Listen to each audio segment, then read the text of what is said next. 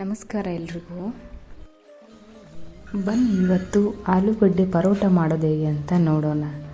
ಮೊದಲಿಗೆ ಆಲೂಗಡ್ಡೆ ಬೇಯಿಸ್ಕೊಂಡ್ಬಿಟ್ಟು ಒಂದೆರಡು ವಿಷಲ್ ಹೊಡೆಸ್ಕೊಂಡ್ಬಿಟ್ಟು ಈರುಳ್ಳಿ, ಮೆಣಸಿನ್ಕಾಯಿ, ಕೊತ್ತಂಬರಿ ಸೊಪ್ಪು, ಶುಂಠಿ ತೊಗೊಂಡ್ಬಿಟ್ಟು ಒಂದು ಪಾತ್ರೆ ಎಣ್ಣೆ ಕಾಯ್ಸೋಕೆ ಇಟ್ಬಿಟ್ಟು ಜೀರಿಗೆ, ಸಾಸಿವೆ ಹಾಕಿಬಿಟ್ಟು ಹೆಚ್ಚಿರೋ ತರಕಾರಿಗಳನ್ನು ಸ್ವಲ್ಪ ಅರಿಶಿನ, ಅದರ ಗರಂ ಮಸಾಲ, ಉಪ್ಪು ಹಾಕಿ ಬೆಂದಿರೋ ಆಲೂಗಡ್ಡೆನ ಹಾಕಿ ಮಿಕ್ಸ್ ಮಾಡಿಕೊಳ್ಳಿ.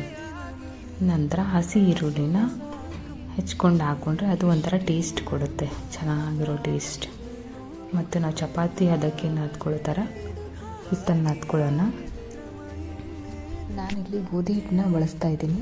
ನಮಗೆ ಆಲೂಗಡ್ಡೆ ಪಲ್ಯ ಯಾವ ಥರ ಸ್ಮೂತಾಗಿರುತ್ತೆ ಆ ಥರನೇ ಹಿಟ್ಟು ನಾದ್ಕೊಂಡ್ರೆ ಪರೋಟ ಮಾಡ್ಕೋಬೇಕಾದ್ರೆ ಈಸಿ ಆಗುತ್ತೆ.